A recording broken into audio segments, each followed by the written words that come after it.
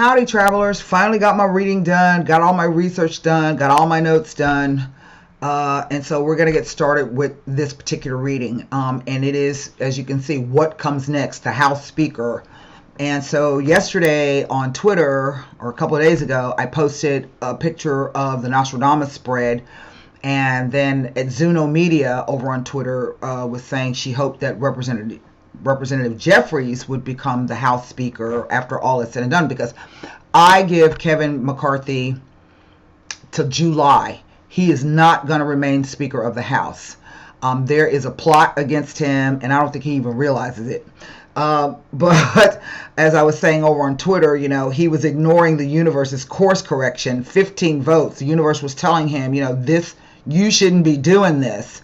And the fact that it happened under a Mercury retrograde, under a full moon, while Pluto is about to make an ingress in March into Aquarius. Kevin McCarthy is a sun Aquarius. So he is having a Pluto. I don't know if he's having a Pluto return. I don't know exactly what his birth date is. So I don't know what his rising sign is or where his sun placement is in the sign of Aquarius. But Pluto's transiting back and forth across, you know, into his sun sign. Additionally, because he works in the government, Pluto has been in Capricorn since, I want to say, is it 2008? Might be 2004. Capricorn rules governments, leaders, heads of state, large corporations, which is what the government is a large corporation. And additionally, America is a Capricorn, so she's having her Pluto return. So there's a lot at stake. And so I pulled these cards immediately after the vote was over. You know, I saw something in the crowd that just didn't sit right with me. And it was the image of Marjorie Taylor Greene sitting with Matt Gaetz. Now, and so Zuno Media was saying, you know, Representative, I hope he's going to be, you know, the new speaker. Well, the Dems don't have the numbers, no matter what happens on the other side. And so the cards, when I saw Marjorie Taylor Greene sitting there, or MTG, something just didn't sit right with me. And I think that Nostradamus is indicating that she is going to be the next Speaker of the House. How that's going to happen, how that's going to occur, I don't know. But I can say for certainty that Kevin McCarthy will not be the Speaker of the House. That has been his lifelong goal and ambition. He's going to have a little bit of taste of it, and then they're going to take it away from him, okay? So, as I was saying yesterday, I had to go back and correct the photograph of the spread, because the cards, when I rushed into my office, and the cards literally, as I started to shuffle, started flying out of the deck, and I had the order in which they fell out of sequence. So twice I had to correct that, because I remember going back how the cards felt. This is the way they felt. The first card is the completed world. I don't know why I can't hold it straight. Okay, there it is. The completed world. Okay. The next card, really, camera? Really, camera? Come on. Work with me. Oh, no. Come on. Work with me. Work with me. Work with me. Work with me. There we go. The second card in the sequence is the death card. I'm moving too fast. Is the death card. Okay. The third card in the sequence is the Seven of Moons. Now, this card has come out several times over the course of the last year. In fact, it came out in reference to the January 6th insurrection, and I think I made that prediction in August of 2020. I believe so. Or it might have been 2021. I don't remember. But y'all know that I did that, and so that card showed up there, but it's shown up several other times throughout the course of the past, I'm going to say, couple of years. Try not to move too fast. The last card is this one, the Six of Spheres. Now, this imagery is several things, and we'll be discussing that as I get into the reading. And the overall energy, and this imagery is quite interesting, is the Temperance card. And I'll explain that later. Okay, we'll talk about this and the imagery of it later. Now, I'm going to try to turn the camera around slowly so that we so that you can see the spread. There will be no clarifiers with this. Also, more than likely, I'm going to break this reading up into two parts, a part 1 and part 2, because once I start talking, this could be a 2-hour damn video, and I don't know nobody that got that kind of time to sit down and see a whole video for 2 hours. So I'm going to try to break it up for you and to do it in a logical manner so that when I pick up on the second part, you can kind of, follow the line. Okay, that's what I'm trying to say. So let me turn the camera around. All right, and hopefully it will stay in focus. I've been in here in my office cleaning up and doing stuff. So here are the cards, and here is the card of the overall energy. Now, my interpretations come from a book that was published in 1685, I believe it is. Yes. Written by a physician, Theophilus de Gaurincier, French, and it is the definitive translation of Nostradamus. The book was sent to me by Jessica Adams, which has been a blessing in itself in disguise because it really helps. But there's also a couple of other books that I go back and check on other things. Okay, I mean, there are millions of books out there on Nostradamus. But the one book by Ottavio Cesare Romati called the Nostradamus Code, and he has another one called Le Chiave de Nostradamus, the Keys to Nostradamus. It's all in Italian. I've been trying to translate a bit of it, but that would take forever, okay, so that I can get other stuff, because he's really interesting. He has a very interesting take on Nostradamus and decoding it. So let's start. The completed world, what we start with. It's Century 1, Quatrain 48. 20 years the reign of the moon being past, 7,000 years another shall hold his monarchy. When the sun shall resume his days past, then is fulfilled and endeth. Now, the annotation by Dr. Theophilus says that all that this signifies is that the author, that his prophecies extend to the end of the world. Well, this is not talking to us about the end days, but what I think it refers to, this completed world, and that extend to the end of that world, is that whatever epoch or phase that we are in now, that the way that we know the world, or the way that we have been living previously, is about to change, because following that is the death card, and the death card in itself does represent death, transition, and rebirth. Okay, so I find interesting what he's speaking about is he says that, alas, this is the quatrain, Century 163. Alas, what a great loss shall learning suffer before the circle of the moon be accomplished, fire, great flood, and more by ignorant scepters that can be made good again in a long time. I find it very interesting that he refers to the moon in both of these cards, because we know that that whole speaker debacle happened over the full moon cycle. Okay, and so the moon is going to play a very important role in this. Full moons are highly emotional. This is why astrologers tell you, try not to make any major decisions 3 days leading up to 3 days after the full moon, because there are going to be heightened emotions. As you saw, if you watched that foolishness, people almost came to fisticuffs. But also, full moons you don't see as clearly by the light of the full moon as you do the sun. The sun comes to illuminate things.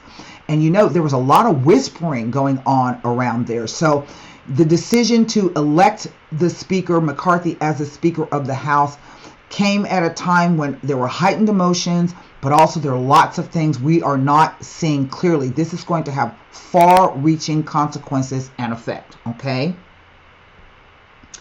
Um, his Dr. Theophilus's annotation of this particular quatrain for this card says, "Here the author bemoans the loss of one eminent person in learning, be like of Julius Scaliger, who lived in his time, and was once his intimate friend.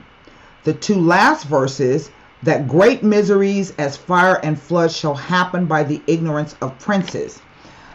I figure that we can look at fires and floods as something metaphorical, the burning down of something or the washing away of it, right?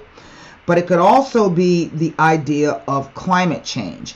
We know that many of the Republican Party tried to tell us that, climate change doesn't exist, it's not something real, but yet we can actually see it happening every day around the world in various things. So on the one point that speaks to climate change, so climate change issues may be coming up all the way into the next election of the president, and whoever's going to hold power, that's going to be an important issue. Now, Julius Scaliger was born Giulio Cesare della Scala. He was an Italian scholar and physician, and he employed discoveries and techniques of Renaissance humanism to defend Aristotelianism against the new learning. Now that's a mouthful, but let me explain what Renaissance humanism is. It was a response to what came to be depicted by later Whig historians as the narrow pedantry associated with medieval scholasticism. The medieval people thought that the world was flat, that illness was caused by bad humors in the body. It was a lot of stuff that, we now know really was based upon ignorance and superstition, right? But it says that humanists, the Renaissance humanists, sought to create a citizenry able to speak and write with eloquence and clarity, and thus capable of engaging in the civic life of their communities and persuading others to virtuous and prudent actions. Humanism, while set up by a small elite who had access to book and education, was intended as a cultural mode to influence all of society. It was a program to revive the cultural legacy, literal legacy, and moral philosophy of classical antiquity. So we know that during medieval times, ignorance was the population. Only the rich people had access to learning, books, knowing how to read, being literate, and being able to, if they had good intentions, to be able to use what they learn in order to help society and their communities. Now, this idea of new learning is a term that it refers to trends, one of them being the new formulation of the relationship between the church and the individual arising from Protestant Reformation. Why does that become important? It becomes important because America was founded by Puritans. Okay, the Protestant movement eventually led to the Puritan movement. Well, how does Puritanism affect America? They have a concept of limited government. Okay, Puritans believe that no single person or group of people should be trusted to run the government. What are you hearing from the Republican Party? They don't trust anybody to run the government. They don't think one person should have all that power. So in effect, it's kind of this idea of, I wouldn't know how government would act under limited government, because that could mean anything really. The Puritans had an emphasis on education that led to the American school system, where everyone was taught to read and write and learn math. Okay. Now, what we've been hearing a lot is this talk about going against being woke. So we have people saying, we're not going to teach this. We're not going to teach critical race theory. We're not going to let people learn about LGBTQ. We're not going to talk about whatever makes this particular group of people uncomfortable. They're talking about cultural legacies and cultural heritage, but it's based upon the Puritanism, the white Anglo-Saxon Protestant belief system. And that leaves a lot of us out, even women, okay? And so the fact that Kevin McCarthy's been parroting that, I don't feel that he believes that. Make no mistake, Kevin McCarthy's not a dumb man. He's not. But what I do think he is he's a vain, proud man. And his vanity, his pride, and his ambition to sit through the humiliation of 15 votes, also that he could achieve his life's ambition of being the House Speaker, is blinding him to what is really happening. And it's happening, I think, right in front of his face. Now, this card, I might not have to do 2 videos. The 7 of Moons, as I said, has come up several times in connection with January 6th. And interestingly, that whole debacle of the House happened on the anniversary of January 6th. I was also talking to someone on Twitter this morning, explaining to them my reasons why Kevin McCarthy will not remain the leader. Never mind the fact that he gave away the majority of his own power. He conceded that one person could be upset with him and vote him out of office. I don't know why you would do that. In effect, you just like fired yourself. It talks about that it all happened around the same time. And my reasons for saying this about Kevin McCarthy, I lost my train of thought, I'm sorry, is that, first of all, this whole thing occurred during a Mercury retrograde. So whatever negotiations he made, whatever concessions that he made to get the votes that he needed, or whatever someone else promised him to help him get to that position, they're going to go back on. Okay, that's why we tell you, don't sign anything, don't make any commitments in deed or word if you can help it under a Mercury retrograde. Mercury rules communications, it rules negotiations, it rules commerce, travel, and so these are things that you want to be careful. So that's why we tell you, don't do it under a Mercury retrograde if you can help it.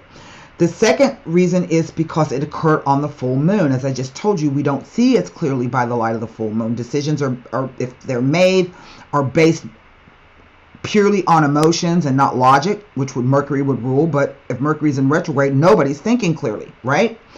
And then finally, the major player is Pluto. Pluto making an ingress into Aquarius March 23rd. He's going to stay in Aquarius until March 23rd, okay? At which time he's going to begin a retrograde back into Aquarius, and this occurs in the month of July. I don't have the date handy for me at the moment, but he's going to be leaving Aquarius, going back into Capricorn.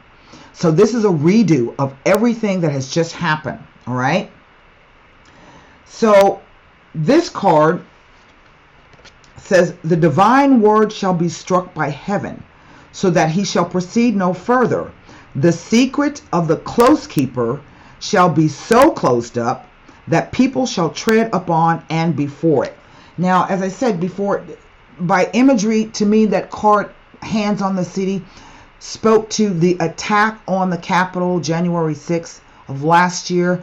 But then when it came up again, and I think that came up in the 16 October reading that I did. You can see that there. Write that date down. Search for the Nostradamus reading on 16 October. I'll link it into the thing where you can start watching it. But it has come up several times since the election of the previous administration. Dr. Theophilus' annotation says, by the divine word, you must not understand the second person of the Trinity, or else all this stanza would be absurd. But you must understand a divine or theologian, called in Greek theologos, signifies a divine word. So in other words, a divine word is not necessarily a religious word. It is a word of let's say perhaps divine inspiration. It comes from a place of divinity. Okay. So it says, he continues, therefore, the meaning of this is that a theologian shall be struck by heaven, that is, shall die, so that he shall proceed no further in his work, which I suppose by the last two verses was the philosopher's stone. For in the last two verses, he says that the secret of the close keeper, that is, of him that wrought secretly, shall by his death be so closed up that people shall tread upon and before it. Now, for me, because that keeps coming up, and this is the first reference to the philosopher's stone, that reference to the philosopher's stone comes up again. But I'm wondering if this is not a reference to the Constitution, the divine word, the divine inspiration of how this country came to be. America is going through her Pluto return. It takes Pluto 248 years to make a complete circuit around the solar system. So it arrives back at a place where it was when America became, and that was January 2nd, okay? And so you can say that the Speaker of the House thing, this is a prelude to other things to come. So I'm not sure if the idea of the people shall tread upon and before it is this idea of the Constitution being stamped on or trampled on or, being abused in some way. But then I come to this card, the Six of Spheres. This is Century 6, Quatrain 69. It says, what a great pity it will be, trelong or before long, those what did give shall be constrained to receive. Naked, famished with cold and thirst to mutiny, to go over the mountains making great discord. Now, this is a long interpretation here. This card came up as well in another reading. Unfortunately, you guys know paper is the bane of my existence. I can't find this reference, but I remember saying it had to do with a Ukrainian reference, and I don't remember what video that was, where I was, wait a minute, I can tell you the date, hold on. I do have it here.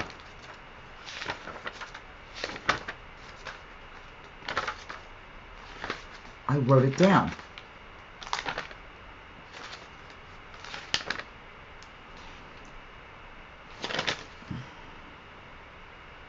January 6th of 2023. The reading I just, wait a minute.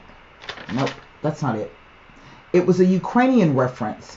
And I was saying that, oh my God, I can't remember. Y'all remember I lost this book. So I started writing now I can't find that book because I've been in here getting rid of stuff and organizing stuff. And so now I can't find that particular book either. But that might have been the reading on 15 October. I'm not exactly sure. I don't think so. But it had a Ukrainian reference. And wait a minute. No, it was the 27 February reading. There it is. 27, and it was what can we expect to come next concerning Putin. And the card came up, and it had to do with what I thought was going to happen in terms of the war in Ukraine. There are two lines. I'm not going to read you the whole stanza. Well, I'm going to just read to you a part of it. It says that the words of this verse, before long, is the key to the stanza. Now, this is Dr. Theophilus's interpretation. For him, the first two stanzas are the key, because we infer from it was shortly to happen, as in truth it did at the later end of the year of 1556, when the Duke of Guise came into Piedmont to join with the Marshal of Brissac. Then the troops of the Marshal, seeing those of the Duke were better paid than his troops forsook the Marshal. History said that it was over 1,500 of them, and that the Marshal paid the soldiers with his own money so that he can keep them. Now it says, the great pity was when he had no more to give, as he was compelled by the king's order itself, and against his own inclination, to raise money from the country. Secondly, to give those some towns and give the plunder to the soldiers. In other words, to give them some property or land, and then to give plunder to the soldiers. And thirdly, to permit the soldiers to plunder the country. It goes on to talk about some other things. But for me, the most important part of this is that it says that he was when he had no more to give. To me, this refers to Kevin McCarthy. He gave away pretty much everything. But then suddenly, he's going to be compelled, against his own inclination, to help raise money for the country. So we know that the debt ceiling thing is coming up. And we already know that their excuse was why they didn't want to vote for Kevin McCarthy is because what they're trying to do is stop the Democrats and the crazy spending and yada, yada, yada. Well, if they don't get this debt ceiling thing passed, that's going to be calamitous for the American economy. So to me, that those what did give shall be constrained to receive. Okay? That to me is the important thing. But thirdly, this card has a different interpretation for me. First of all, it references a timing. This is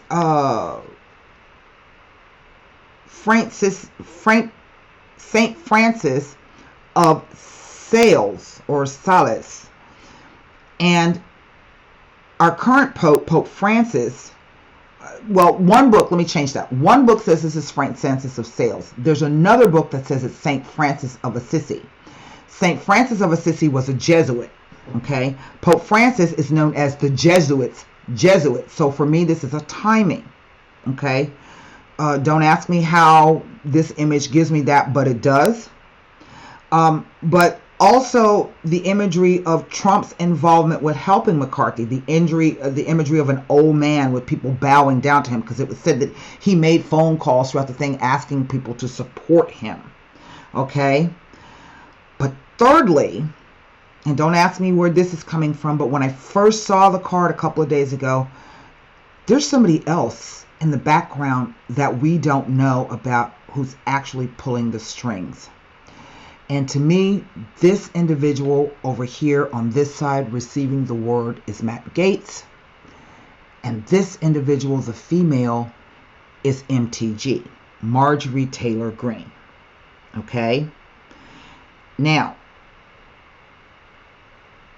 the idea of cold, hunger, and thirst, I think are just metaphorical imagery. But the idea that the troops ended up leaving, quote unquote, and going over the mountains, to me, the imagery of the mountains speaks to obstacles. So there's blocks, there's obstacles that are going to come up as we move through the next 6 months. And I feel that I'm going to tell you what struck me is like I said, after the whole thing was over, Marjorie Taylor Greene took a selfie with Kevin McCarthy. She was supporting him, but over the past months, before this, she was like totally against the guy. She was talking bad about him.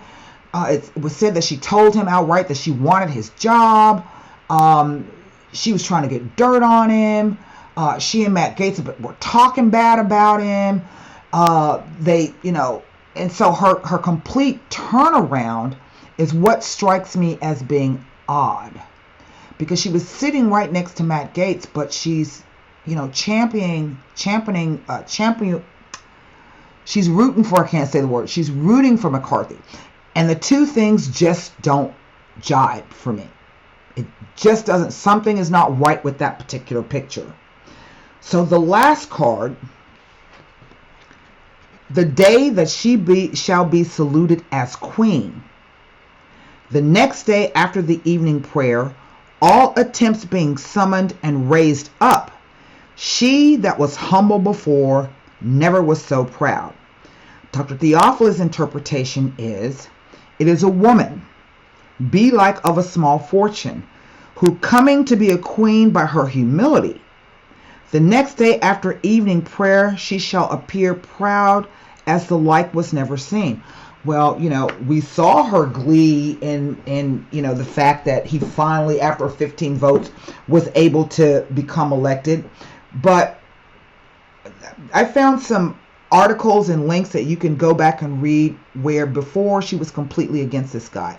And anybody who knows anything about what has happened, the power struggle between the MAGA, what are they calling themselves? The New Freedom Caucus, I believe so, versus the quote-unquote moderate republics. A lot of the New Freedom Caucus people are election deniers. They still Trump still holds sway. Now remember, Marjorie Taylor Greene was saying not too long ago that she still thought Trump was a president, and had she organized January 6th, they would have been successful and they would have won. She's also talking about Christian nationalism, which to me refers back to this idea of the new learning, the relationship between the church and the Protestant Reformation, the whole idea of limited government, no single person or group should be trusted to run the government, talking about what we should be teaching our kids and what we shouldn't be teaching our kids. So to me, it is a strong indication that he is pointing to Marjorie Taylor Greene becoming the actual next Speaker of the House. And I'm here to tell you that this card gives me a lot of feeling about what's happening behind the scenes, but I'll go into that later. Remember I said to you that the imagery of this card here says a lot to me. And let me show you the original image of this particular card here from the Nostradamus Code. That is the original imagery.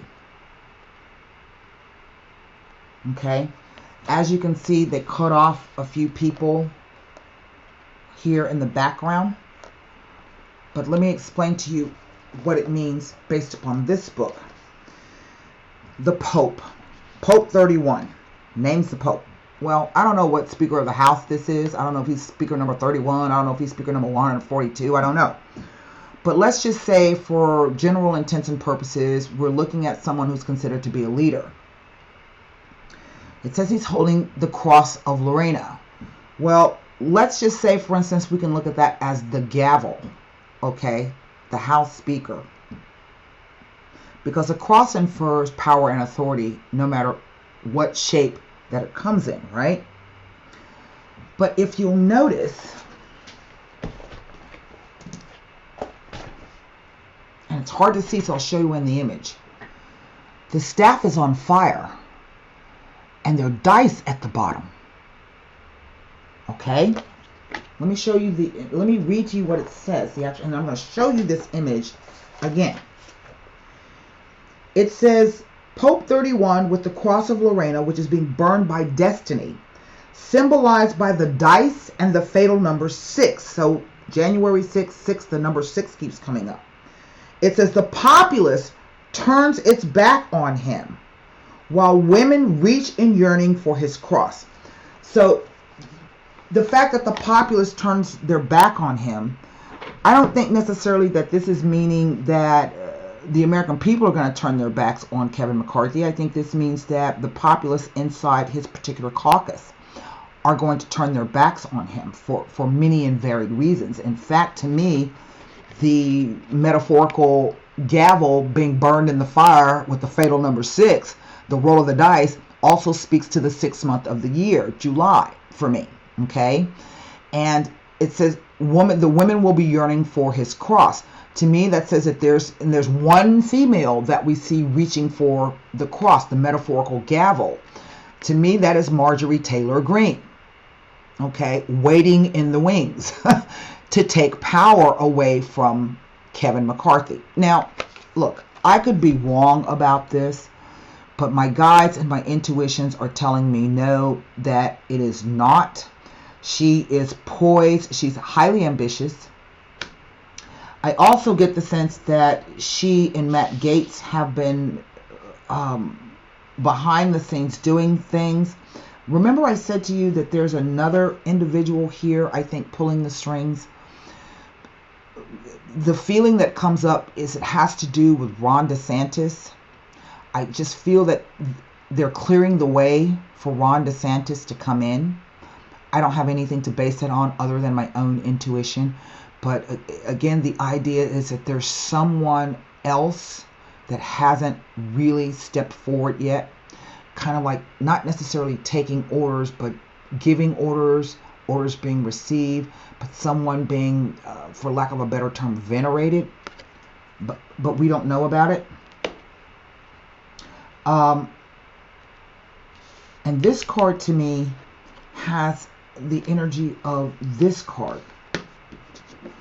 And this card came up surrounding the insurrection as well. And I remember at one point, I don't remember, I can't find the information where I wrote it down, and I can't remember the video, but I remember saying to you guys, you know, that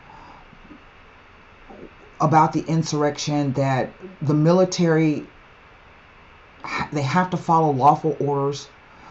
No matter what the president says, if the president gives unlawful orders, that the troops they can't follow it because their oath and allegiance is to the Constitution and not to a person or a president. And I remember saying to you guys, you know, things are being worked on in secret. You know, they're going to handle it. And then we find out that, you know, General Milley was like, hell no, I wasn't going to do what Trump told me to do. Okay. But again, it has the energy of this idea of something being worked on in secret. Okay. And, you know, negotiations, not negotiations, but plans being hatched, meetings being had. But it's something that we don't see. It's on a moon card. It's something that we don't see yet. Okay. And so this card too refers to the Philosopher's Stone. This is not part of the reading, but the Philosopher's Stone used to be this idea that you could take alchemy, that you could use substances to turn, you know, metals into gold. And so you had lots of people putting together substances, right? But esoterically, the Philosopher's Stone is an indication of knowing or seeing what the truth is. And knowing that the truth is part indefinite, definite, and finite. And that once you can see the truth of whatever the reality is, then you become wealthier than any person in the world. So the idea of the different substances is this idea of throwing stuff around, ideas, trying out different things. This card here tells me that, I said it before, that they were already embedded. The city has already been captured. And I remember saying to you guys that this time the coup won't be all messy like it was January 6th. It's definitely going to be done a different way. Again, there's that moon card. And that they're going to be trying different things.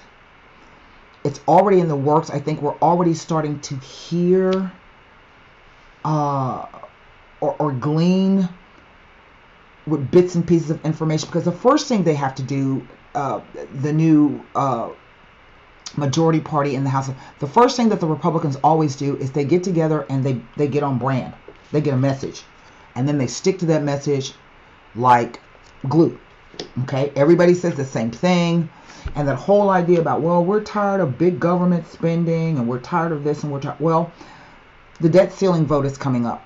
And so we're going to see what their branding is going to be. They're already giving us an indication that they're not going to be voting for a lot of stuff. So in omnibus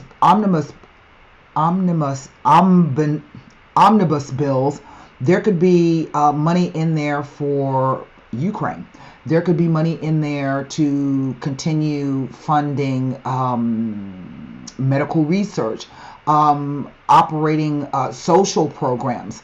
They all wrap it together. But now that they're in power, and Matt Gaetz and Marjorie Taylor Greene, part of the negotiations was that, they wanted to be on these subcommittees. So what I think they're going to do is they're going to try to break up the debt ceiling bill, the omnibus bill, and then they're going to parse out what it is they want to do. Okay? And so that could literally mean that the government's going to shut down again. All right? And that some programs won't be funded, or at least the fight's going to be dragged out. And it's not done, I don't feel, on any real true philosophical basis. It's just the idea of saying no to something, because they're trying to tear down the divine word, the Constitution. So this is a very, very pivotal moment for America. What you are seeing is just the beginning. Do keep your eye on Marjorie Taylor Greene. There's something else that's happening, and I wish I could put my finger on what it is. But I stand by this reading. I stand by what Nostradamus is saying. I stand by the interpretations of Dr. Theophilus.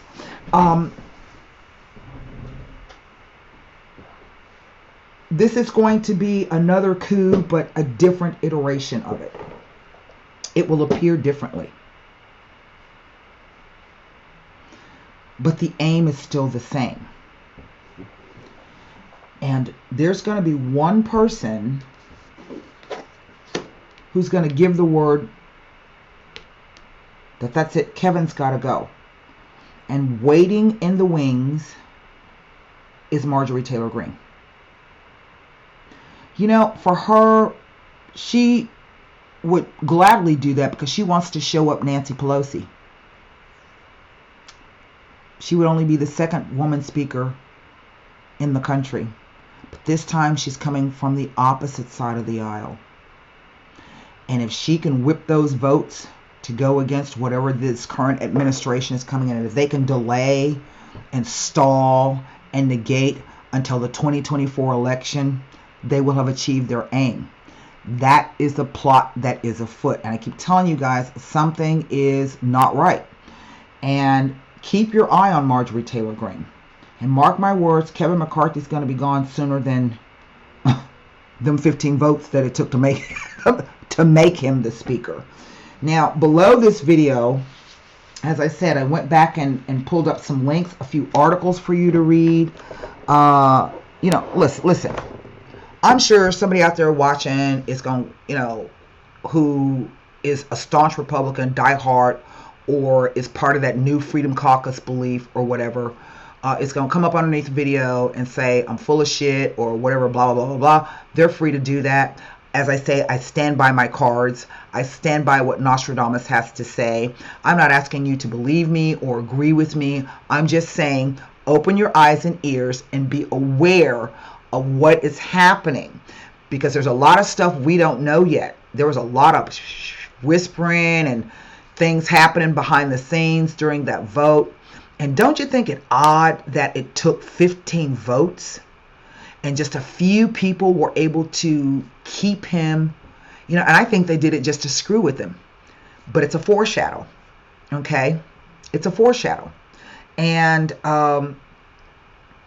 Florida is going to be pivotal to what comes next. Okay?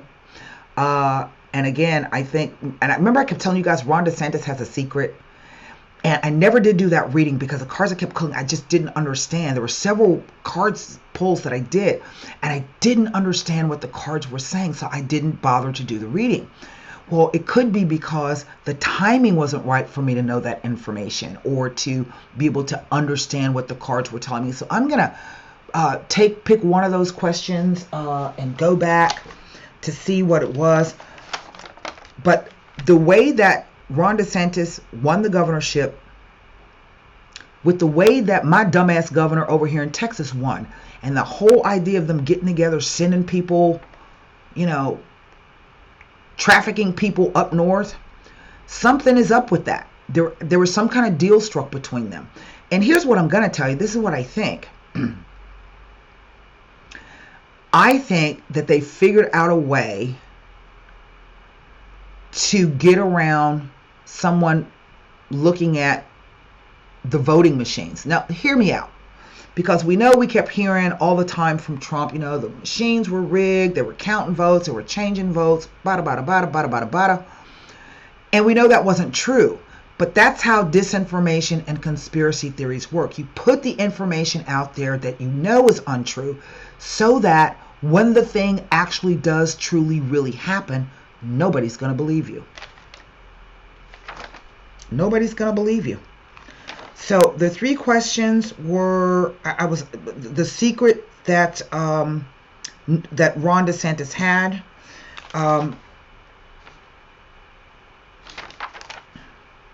That was back in, I want to say June. There was another one, a question, what role or what plan involves Ron DeSantis? That was June 11th. And then on August 12th, I had a question of whether or not Marjorie Taylor Greene was really the DNC pipe bomber. Remember that? Somebody put pipe bombs, they found them around where Kamala Harris was. There's a video. If you're on Twitter, go look at Dr. Jack Green, and he's a body language expert, and he runs the clip of the person who was supposed to be the bomber. Remember there was a clip that they were showing. They still don't know who the person is, but you can literally tell that the figure is a female, and the walk is quite distinctive. And somebody put the 2 images of the bomber and Marjorie Taylor Greene walking side by side, and it looks like her. So she is, I think, a fanatical, a very crafty, a very ambitious person, and I don't think she has any fear. Okay? I think she honestly feels that whatever it takes is what she's willing to do because she's right. And so keep that in mind. Dr. Jack Brown, you can find him on Twitter. And he's got a whole thread on the pipe bomber thing, and it's quite interesting. I got the cards, but I wasn't able to make any sense of the information. So I'll be visiting perhaps those 3 things. And so that's what I have for you. I hope that you enjoyed this. I hope that it was interesting to you. I hope it was informative to you. And again, I'm just here to try to bring some stuff to your attention, but keep in mind the image of, and you can find it online, it's all over the internet now, MTG sitting with Matt Gaetz and Lauren Boebert. And Lauren Boebert's Rudy Poot. She would be one of those women hovering around the gavel. But she's Rudy Poot. She ain't got nothing. Marjorie Taylor Greene is the one to keep your eye out on. Mark my words. So until next time, be well, stay safe, and namaste. Bye.